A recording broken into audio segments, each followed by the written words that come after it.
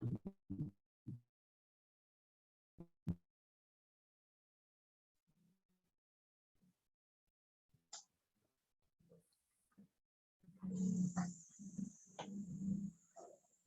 bismillahirrahmanirrahim. Assalamualaikum warahmatullahi wabarakatuh. Alhamdulillah, mabad. Marilah kita senantiasa buat puja dan puji syukur atas kepada Allah Subhanahu wa taala, dan tak lupa juga senantiasa berselawat kepada Nabi Muhammad sallallahu alaihi wasallam.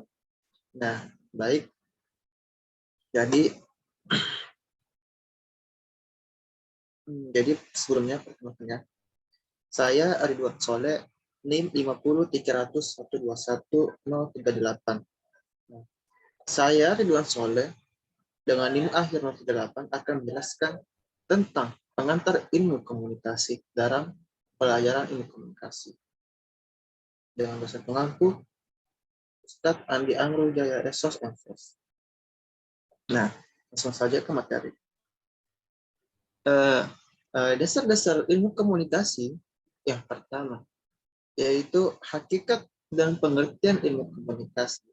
Terus proses komunikasi yang efektif, bentuk-bentuk komunikasi, model-model komunikasi, terus memahami pesan dan informasi, komunikasi intra dan antar pribadi, komunikasi kelompok, komunikasi organisasi, dan komunikasi massa. Nah, kita lanjut saja. Nah, jadi kita masuk dalam pembahasan apa itu komunikasi. Jadi, apa itu komunikasi? Jadi, ilmu komunikasi ialah dari asal kata komunikasi. Dari asal katanya, komunikasi berasal dari kata common atau communities yang memiliki arti sama. Kemudian berkembang menjadi communication dari asal kata tersebut. Nah, bisa kita artikan bahwasanya komunikasi adalah sebuah proses penyamaan makna. Dalam kata lain, komunikasi adalah sebuah proses pertukaran pesan yang bertujuan untuk menciptakan terjadinya kesamaan makna. Nah, jadi intinya komunikasi adalah sebuah proses pengoperan lambang-lambang, biasanya bentuk verbal, yang memiliki makna dari komunikator kepada komunikan yang bertujuan untuk merubah pikiran, sikap, perilaku. Itu dari offline. Kita lanjut ya. Jadi komunikasi mengandung pengertian. Yang pertama, komunikasi adalah proses pengoperan lambang yang memiliki makna atau bisa dibilang pesan. Nah, jadi selanjutnya dari komunikator kepada komunikan. Terus perubahan pikiran, sikap, dan perilaku, dan lain-lain sebagainya. Nah, jadi dari formula Lasswell, bisa what the channel tuang with what effect. Nah, jadi yang pertama, you komunikator. Nah, itu orang yang menyampaikan pesan atau verbal maupun non-verbal. Say what? Pesan memiliki makna. In which channel? Media yang digunakan. Cuang komunikan, yaitu orang yang menerima pesan. Terus with what effect? Nah, itu efek atau pengaruh yang diharapkan terjadi dalam proses komunikasi tersebut. Jadi di proses komunikasi itu ada dua. Nah, yang pertama ialah proses komunikasi primer.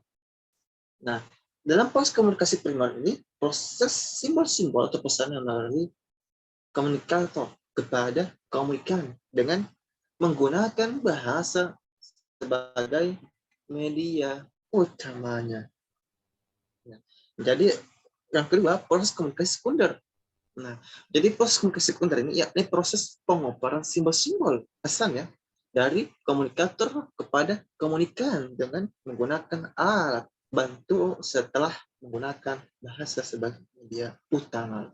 Nah, ini dari bagian-bagian proses komunikasi. Yang pertama, komunikator, terus ada pesan. Nah, ada pesan ini ada medianya, terus komunikan lagi, terus terjadilah efek. Dari decoding dan encoding akan terjadi namanya feedback dan seterusnya. Nah, inilah pengertian prosesnya. Yang pertama tadi encoding.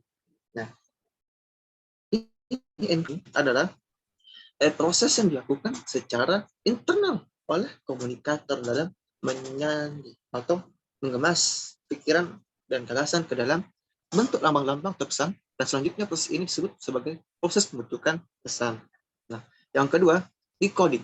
Decoding adalah proses pengawasan dian pesan atau proses yang terjadi pada diri komunikan dan penerjemahan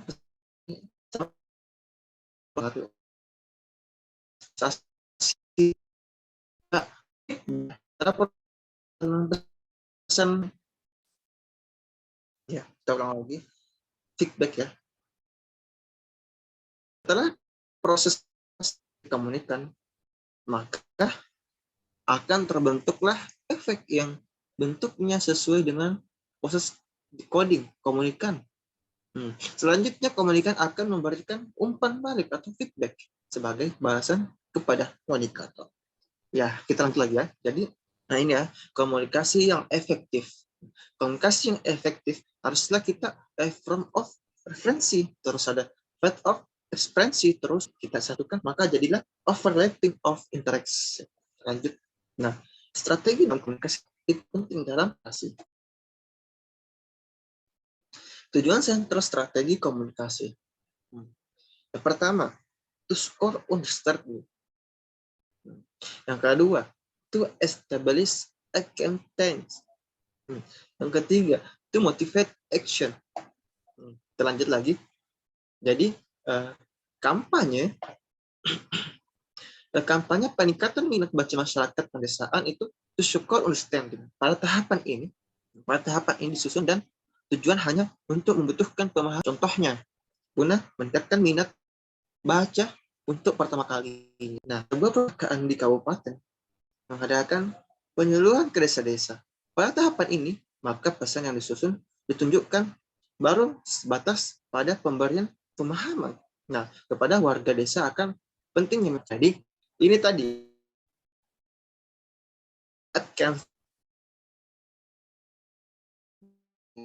jadi ini ya tadi ya yang to establish acceptance. Gitulah terbacanya. Jadi strategi komunikasi yang dilakukan untuk mencapai tujuan peningkatan minat baca adalah dengan pembinaan pemahaman masyarakatnya baca.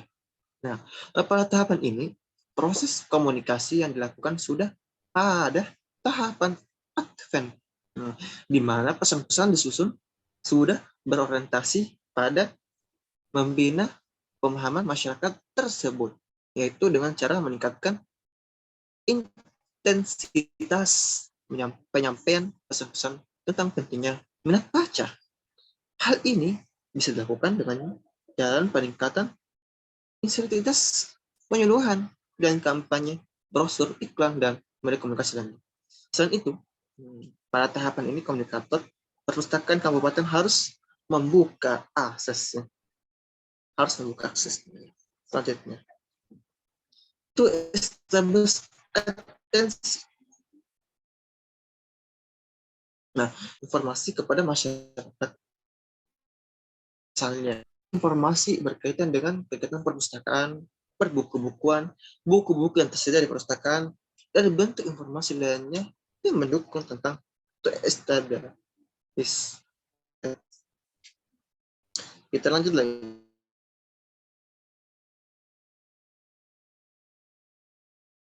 Dari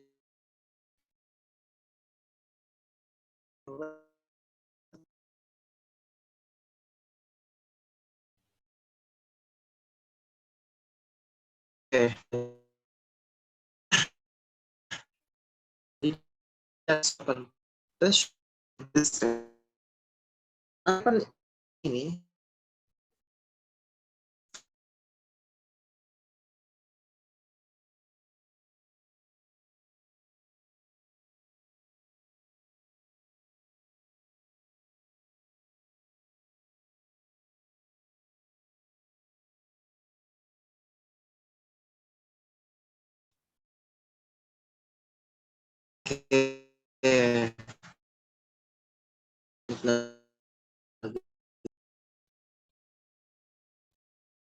Maaf ya tadi kok gambarnya belum ada ya, tunggu sebentar. Oke, ada muncul. Screen-nya belum. Oke, jadi setelah adalah itu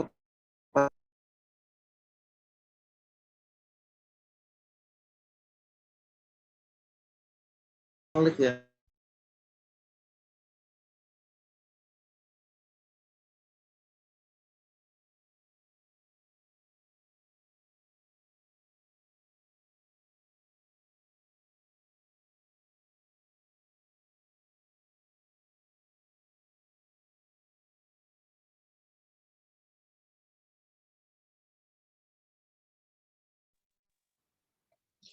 Saya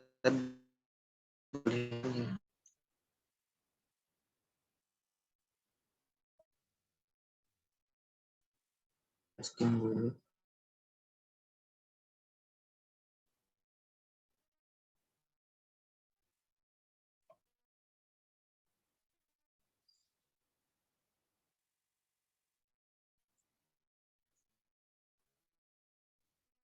Oh,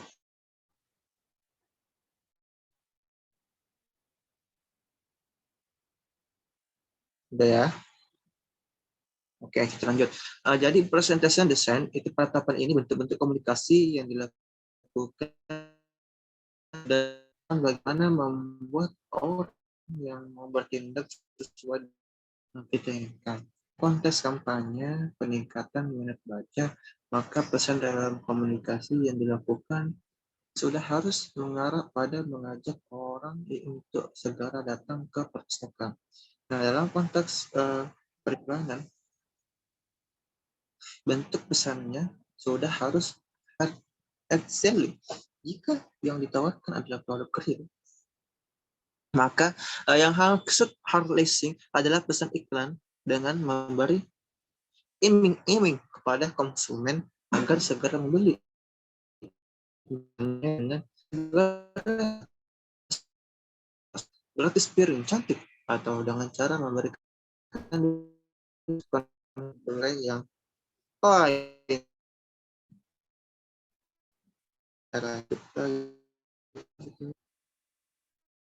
nah, dalam di act itu kita ada attention, interested, visual, confliction, action. Karena kita jelasin ya. Jadi penjelasan dari ini tahapan ini dari attention. Nah, pada tahapan ini proses komunikasi yang dilakukan baru pada tahapan mengunggah. Nah, nah, jadi pada tahapan ini proses komunikasi yang dilakukan baru tahapan mengunggah perhatian akan pesan pada kita sampaikan. Nah, hal ini juga menjelaskan bahwa sebelum berharap tujuan komunikasi dapat tercapai, sebuah pesan harus dikemas semenarik mungkin agar orang mau memperhatikan yang kita sampaikan. Nah, terus yang kedua, interest. Nah, jika orang yang sudah mau memberi perhatian kepada pesan kita, maka besar kemungkinan orang tersebut akan tertarik akan maaf saya ulangi kembali. Jadi interest. Nah, jika orang yang sedang mau memberi perhatian kepada pesan-pesan kita, maka besar kemungkinan orang tersebut akan tertarik akan isi pesan kita. Pada tahapan ini, Kayak sudah mulai mengalami aspek lebih lanjut dari proses internalis. Yang ketiga, besar. Pada tahapan ini, Kayak sudah mengalami perubahan efektif, yaitu perubahan sikap hingga pada tahapan suka dan berminat terhadap maksud dan tujuan pesan kita. Nah, yang keempat, Constitution, pesan yang baik selain berisi konfirmasi yang lengkap dan jelas, juga harus dapat menyakitkan khayalatnya. Fakta, data, penjelasan, serta argumentasi yang diberi pesan keyakinan terhadap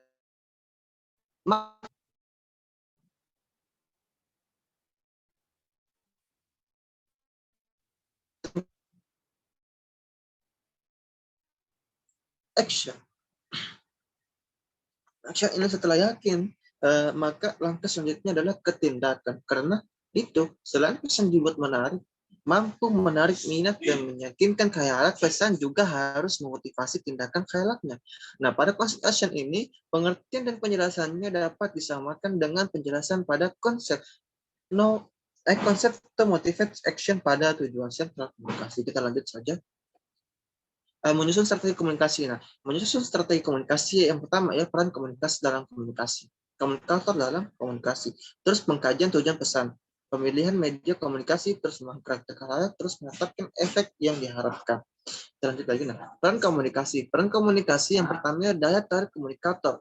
Terus yang kedua, kredibilitas komunikator.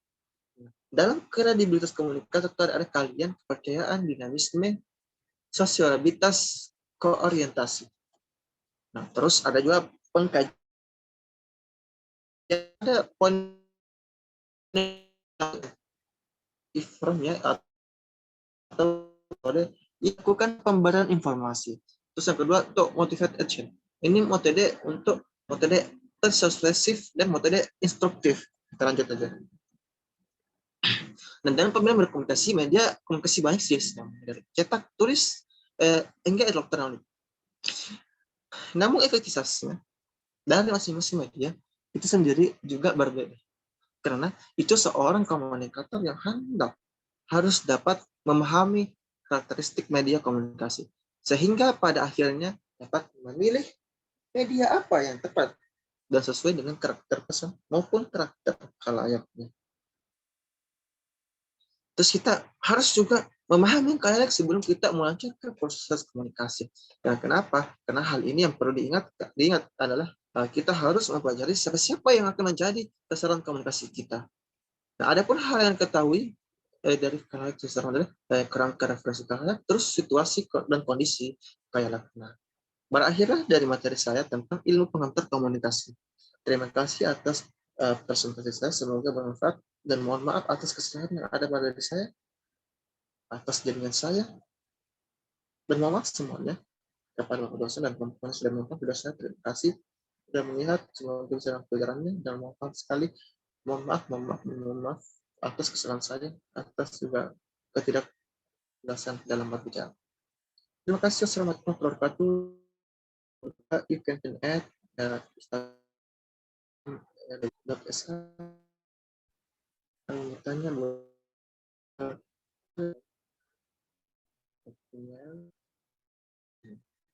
Assalamualaikum warahmatullahi wabarakatuh. Semoga berkah, salam sehat semuanya. Thank you semuanya.